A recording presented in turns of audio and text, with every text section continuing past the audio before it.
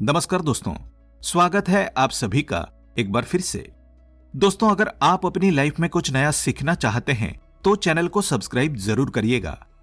दोस्तों, आज हम आपको बताएंगे एक सामान्य सी जानकारी, व्यक्ति विशेष और हर व्यक्ति से जुड़ी ये जानकारी है जिसको जानने के बाद आप भी अचंभित होंगे कि अगर आप अपने जीवन में धन हानि का सामना कर रहे हैं, परिवार में कलह का सामना कर रहे हैं, तो उसका छोटा सा कारण है आपके नहाने की आदत। दोस्तों, इसी बारे में हम बताएंगे कि नहाने के तुरंत बाद व्यक्ति को भूलकर भी इन कामों को नहीं करना चाहिए, अन्यथा उनके घर में कंगाली, बर्बादी देखने को मिलती है। दोस्तों, इसका सीधा सीधा कारण होते हैं हम स्वयं कुछ ऐसी गलतियां करते हैं जिनकी वजह से हमें परेशानी देखने को मिलती है। आगे बढ़ने से पहले आपसे रिक्वेस्ट करते हैं कि वीडियो को लाइक जरूर करिएगा, दोस्तों को शेयर कर दीजिएगा, और अगर आपने अभी तक चैनल को सब्सक्राइब नहीं किया है तो चैनल को सब्सक्राइब करके बेल आइकन जरूर दबाइएगा। दोस्तों, नहाना इंसान के लिए बहुत ही जरूरी होता है और हिंदू धर्म में तो जो नित्य स्नान करता है व्यक्ति, उसको बहुत ही बड़ा पुण्य का भोगी माना जाता है। नहाना व्यक्ति के लिए जरूरी होता है। अमूमन ये होता है कि व्यक्ति नहाने के लिए बाथरूम में पानी की बाल्टी भरता है और उससे वो व्यक्ति स्नान करता है। ये तो बहुत ही अच्छी आदत है, लेकिन कई लोग क्या करते हैं कि नहाने के बाद बाल्टी और जो नहाने की सामग्री है उसको यकायक ऐसे ही छोड़ देते हैं। बाल्टी में आधा जल भरकर ऐसे ही रख देते हैं। ये बहुत ही बुरी आदत है। नहाने के बाद बाल्टी को सीधा नहीं रखना चाहिए, उसे तुरंत उल्टा करके रखें। ऐसा माना जाता है कि नहाने के बाद जो पानी छोड़ दिया जाता है उसमें अगर घर का कोई दूसरा व्यक्ति, घर का कोई भी दूसरा सदस्य स्नान कर लेता है तो उससे उसकी उम्र घटती है और साथ ही साथ नकारात्मक प्रभाव पड़ते हैं। दोस्तों, हर व्यक्ति अपनी किस्मत का धनी होता है। हर व्यक्ति के पास अपनी सकारात्मकता होती है, अपनी नकारात्मकता होती है, जिसके अनुरूप अगर आपका समय बुरा चल रहा होता है और अगर आप ऐसा कार्य करते हैं तो आपके परिवार के सदस्यों को भी उतना ही दुख देखना पड़ता है जितना आपको देखना पड़ता है। तो नहाने के तुरंत बाद आपको कभी भी अपनी बाल्टी में जल भरकर नहीं रखना चाहिए। इससे दोस्तों, एक तो ऐसे ही जल की हानि भी होती है और साथ ही साथ पारिवारिक सदस्यों को भी नुकसान का सामना करना पड़ता है। तो दोस्तों, कभी भी ऐसा कार्य नहीं करें। हाँ, अगर संभव हो तो आपको नहाने वाले शॉवर का यूज करना चाहिए। इससे धरती का जल भी बचता है और साथ ही साथ आपके कार्य में पानी भी कम लगता है। अगर आप ऐसा नहीं करते हैं तो कोई बात नहीं, लेकिन आपको पानी भूलकर भी छोड़ना नहीं चाहिए ताकि इससे आपको बर्बादी का सामना नहीं करना पड़े। दोस्तों, एक बात और है कि कई लोग क्या करते हैं कि नहाने के बाद विशेष तौर से पुरुष अपने जो भीतर पहनने वाले कपड़े होते हैं, बनियान और अंडरवेयर, कभी भी दोस्तों किसी महिला से इनको नहीं धुलवाना चाहिए। इन वस्त्रों को अंतर वस्त्र कहा जाता है। इन्हें व्यक्ति को स्वयं ही धोना चाहिए। इसे वॉशरूम में ऐसे ही छोड़कर नहीं रखना चाहिए और विशेष तौर से रात्रि के समय तो इन्हें गीला करके भूलकर भी नहीं छोड़ना चाहिए। इससे घर में नकारात्मकता आती है और व्यक्ति विशेष के अंदर अगर नकारात्मकता प्रवेश कर जाती है तो उसके जीवन में बहुत बड़े कष्ट देखने को मिलते हैं। तो दोस्तों, पुरुषों और महिलाओं को भी अपने अंतर्वस्त्र स्वयं ही धोने चाहिए। इसे किसी दूसरे व्यक्ति से नहीं धुलवाना चाहिए। इस बात का आपको विशेष ध्यान रखना चाहिए। अगली चीज की बात करें तो कई लोग क्या करते हैं कि नहाकर आने के तुरंत बाद वे व्यक्ति अपने पैरों को धोते हैं। दोस्तों, आपको भूलकर भी ऐसा नहीं करना चाहिए। नहाने के बाद मन पवित्र हो जाता है और आपको प्रभु भक्ति में मन लगाना चाहिए। आप अपने पैरों को धोकर वापस अशुद्धता का कार्य करते हैं। पैर धोकर आप सोचते हैं मन ही मन कि आप शुद्ध हो गए हैं, लेकिन हिंदू धर्म में ऐसा वर्जित माना जाता है। हिंदू धर्म में पैरों से सर की तरफ स्नान किया जाता है। अगली चीज है कि नहाते समय व्यक्ति को भूलकर भी मौन होकर नहीं नहाना चाहिए।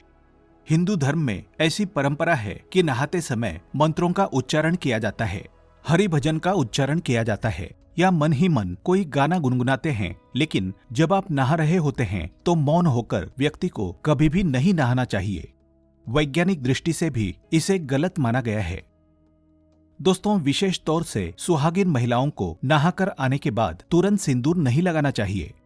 ऐसा माना जाता है कि अगर कोई महिला ऐसा करती है तो उससे उसके पति की आयु कम होती है।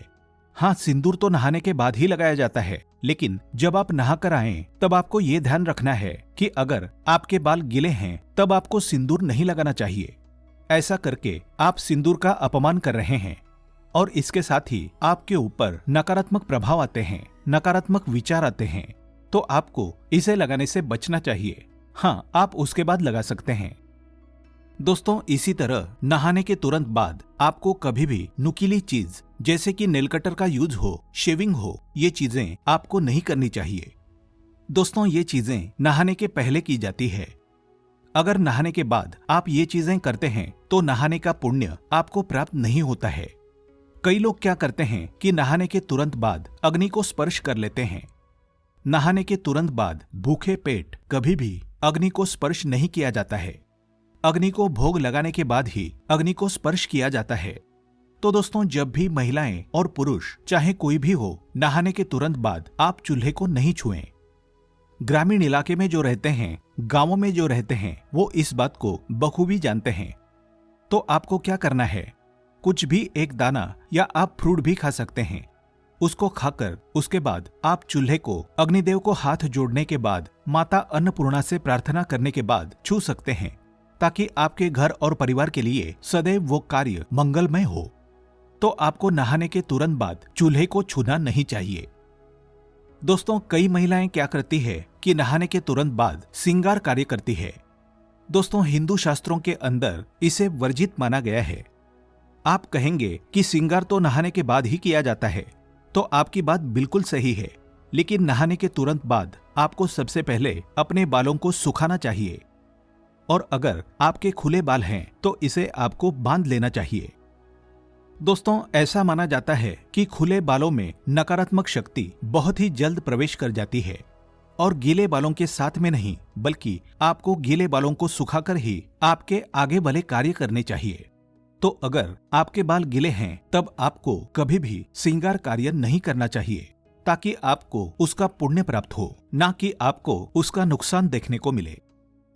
कई लोग क्या करते हैं कि नदी स्नान करते हैं, तो आपको ये जरूर ध्यान रखना चाहिए, जब भी आप नदी स्नान करें तब नदी का स्नान करने से पहले सबसे पहले आपको अपने हाथों से, आप जब नदी के अंदर प्रवेश करें तब आपको नदी माता को प्रणाम और साथ ही अपने स्वास्थ्य की अच्छी मनोकामना मांगने के साथ ही नदी में प्रवेश करना चाहिए। और जब आपका स्नान पूरा हो जाए तब आपको ध्यान रखना चाहिए कि जल की कुछ बूंदें आपको भगवान सूर्यदेव को अर्पित करनी चाहिए।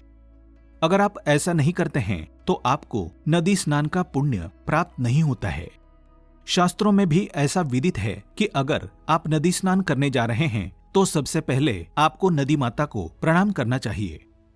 इसी तरह एक साथ अनेक व्यक्तियों का नहाना वर्जित माना गया है। जी हाँ दोस्तों, नदी स्नान या किसी पुण्य स्थल पर स्नान करना शुभ माना जाता है। उससे आपको सौभाग्य की प्राप्ति होती है।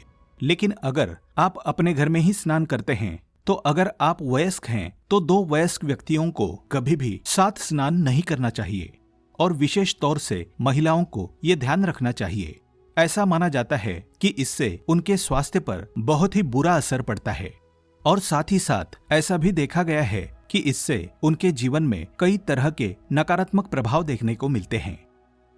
इसी तरह नहाते समय व्यक्ति को अपना मुख कभी भी दक्षिण दिशा की तरफ नहीं रखना चाहिए। दक्षिण की तरफ मुख करके कोई भी व्यक्ति स्नान करता है तो ध्यान रखें, ये दिशा पितरों की दिशा मानी जाती है। एक बार ऐसा हुआ तो कोई बात नहीं, लेकिन अगर आप ऐसी गलती बार बार कर रहे हैं, लगातार आप ऐसा कर रहे हैं, तो आपके ऊपर पितृदोष हावी हो जाते हैं। तो आपको इससे बचना चाहिए। दोस्तों, इसी तरह माना जाता है कि सूर्यास्त के बाद कभी भी स्नान नहीं करना चाहिए, विशेष तौर पर जब सूर्य अस्त हो रहा है उस समय। उसके बाद आप गर्मी की थकान में रहते हैं और कई व्यक्ति स्नान करते हैं, अच्छी आदत है। लेकिन आपको सूर्यास्त के समय, जिसको गोधूली वेला कहा जाता है, उस समय विशेष तौर से आपको स्नान करने से बचना चाहिए, अन्यथा आपको कई प्रकार की हानि का सामना करना पड़ता है। इसी तरह जो छोटे बच्चे होते हैं, छोटे बच्चों को नहाने के तुरंत बाद आपको काला टीका लगाना भूलना नहीं चाहिए। ऐसा माना जाता है कि छोटे बच्चे देवात्मा होते हैं, उनके ऊपर उनके विकार नहीं होते हैं। जिसकी वजह से नकारात्मक शक्तियां उन पर बहुत जल्द हावी हो जाती है। तो आपको भूलकर भी उन्हें नहाने के बाद कोरा नहीं रखना चाहिए। तुरंत बाद काला टीका लगा लेना चाहिए ताकि उनको कभी भी बुरी शक्तियों का सामना नहीं करना पड़े और बुरी शक्तियां उनको कभी भी परास्त नहीं कर पाएं। उम्मीद है आपको ये जानकारी पसंद आई होगी। आज के लिए बस इतना ही। दोस्तों, अगर आपको ये वीडियो पसंद आया है तो वीडियो को लाइक करिएगा, दोस्तों को शेयर जरूर करिएगा और चैनल को सब्सक्राइब करके बेल आइकन जरूर दबाइएगा ताकि आने वाला नॉलेजेबल वीडियो आपको सबसे पहले मिले। दोस्तों, मिलते हैं अगले वीडियो में। तब तक के लिए good bye and thanks for watching my video.